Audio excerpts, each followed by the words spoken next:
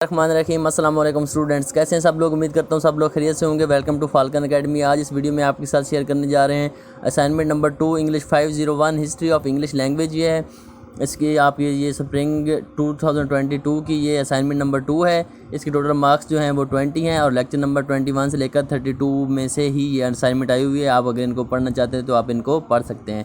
तो चलते हैं इंस्ट्रक्शन की तरफ। तमाम दोस्तों से गुजारिश है कि चैनल को सब्सक्राइब कर लें। तो इंस्ट्रक्शन में आपने क्या करना है, आपने इनको गौर से पढ़ना है और इनको फॉलो करना है।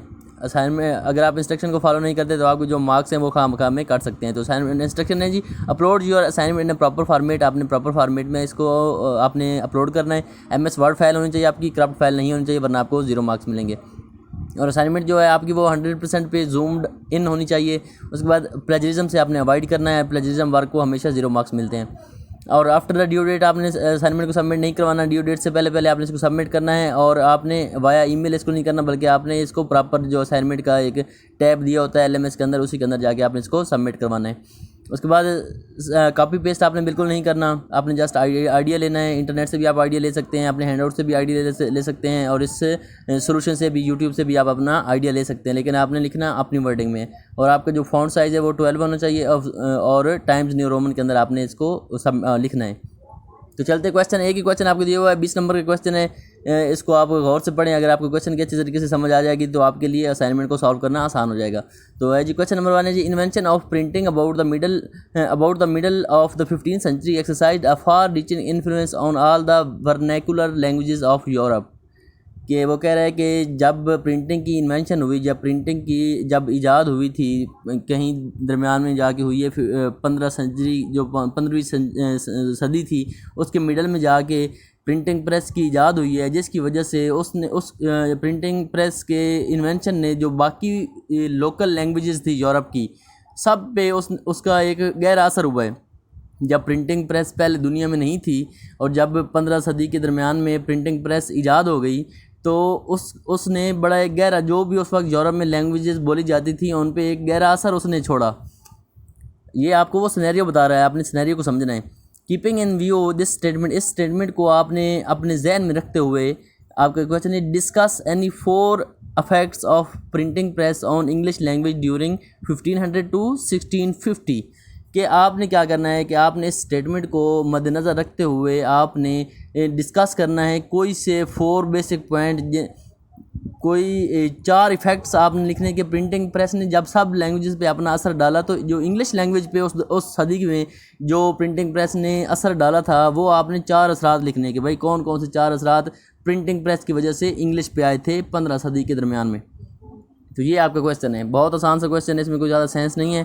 आपने सिर्फ इसको अपनी वर्डिंग में थोड़ा बहुत चेंज करके लिखना है, सिंपल बात है। और अगर आप मज़ीद इसमें आइडिया लेना चाहते हो, उसने नोट आपके लिए दिया हुआ है कि please go through topic number 104 of your handouts of our guidance. 104 number topic को भी आप पढ़ सकते हैं। तो चलते हैं आंसर सोल्यूशन की तरफ। सोल्यूशन में आपने इसको फिर बता रहा हूँ कि कॉपी नहीं करना, आपने जस्ट आइडिया लेना है और आपने उसको अपनी वर्डिंग में लिखना है। जो इसका आंसर मैंने शुरू किया कि सबसे पहले आपको बता दें, the printing press impacted the English language, increase literacy, brought about the standardisation of grammar.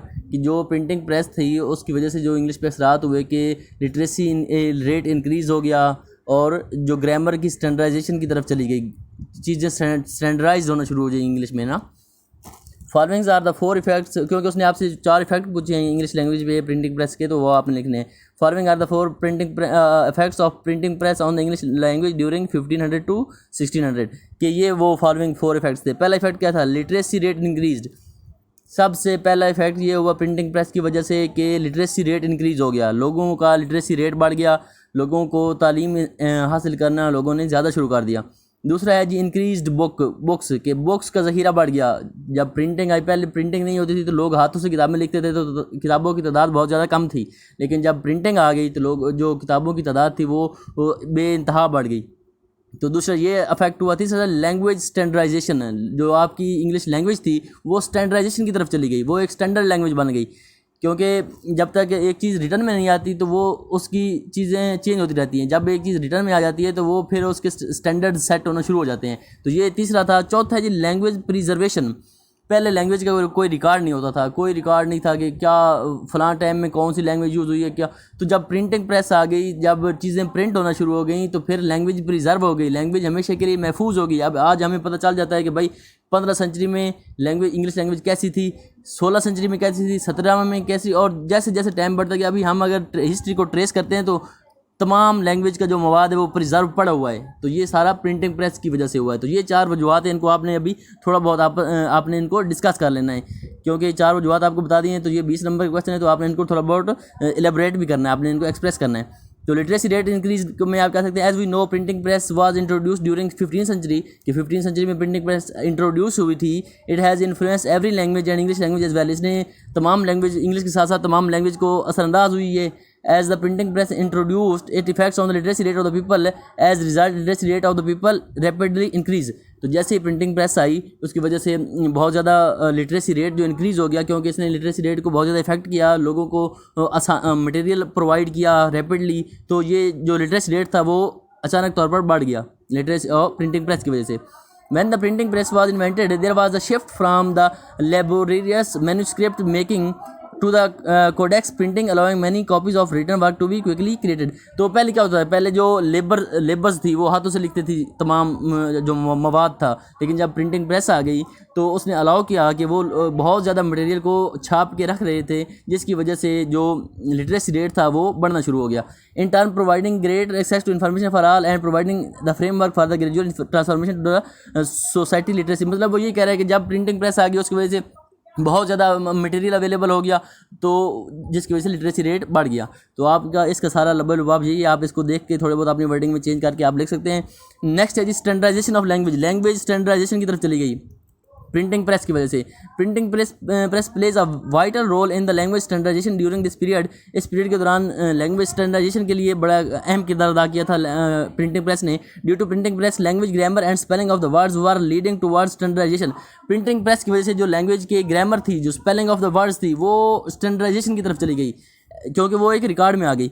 As all language work was documented, जैसे कि तमाम लैंग्वेज वर्क वो डॉक्यूमेंट होना शुरू हो गया for the first time due to printing press, क्योंकि पहली दफ़ा प्रिंटिंग प्रेस की वजह से जो लैंग्वेज वर्क था वो सारा डॉक्यूमेंट होना शुरू हो गया था। The language was at the way of standardisation, इस तरह जो लैंग्वेज थी वो स्टैंडर्डाइजेशन की तरफ एक राह पे गामजन हो गई।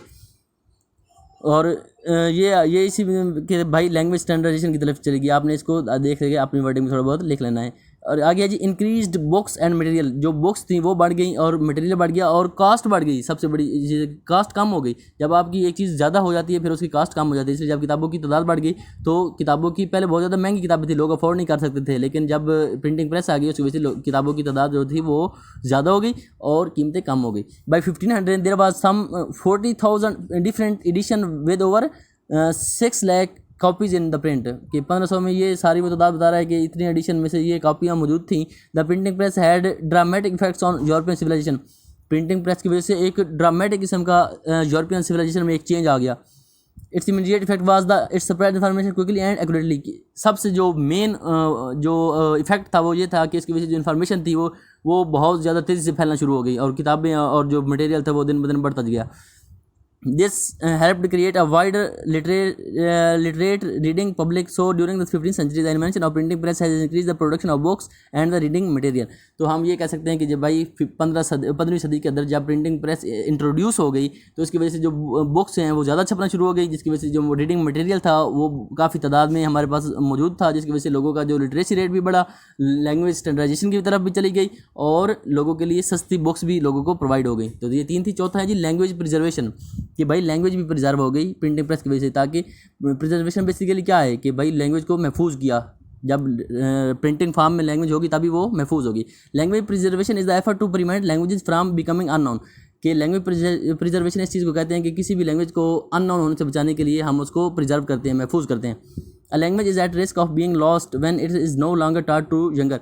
जब भी कोई लैंग्वेज अगर बच्चों को नहीं पढ़ाई जाती तो वो फिर गायब हो जाती है, वो डाई हो जाती है। Before invention of printing press there was no way to preserve the language for the younger generation, कि प्रिंटिंग प्रेस से पहले कोई ऐसा तरीका नहीं था जिसकी वजह से हम लैंग्वेज को प्रिजर्व कर सकते नेक्स्ट जनरेशन के लिए। So the invention of the printing press in the 15th century play a vital role in the preservation of language for all the young generation. लेकिन जब प्रिंटिंग प्रेस आ गई 15 सदी के दरमियान में तो फिर हमें लैंग्वेज को प्रिजर्व करने में इससे काफ़ी मदद मिली। तो ये चौथा पॉइंट है। ये 4 पॉइंट आपने अपनी वर्डिंग में लिख लेने हैं और एंड पे आप ये लिख सकते हैं कि so we can said that the invention of printing about the middle of 15th century exercised a far-reaching influence on all the vernacular language of the Europe and the English language as well।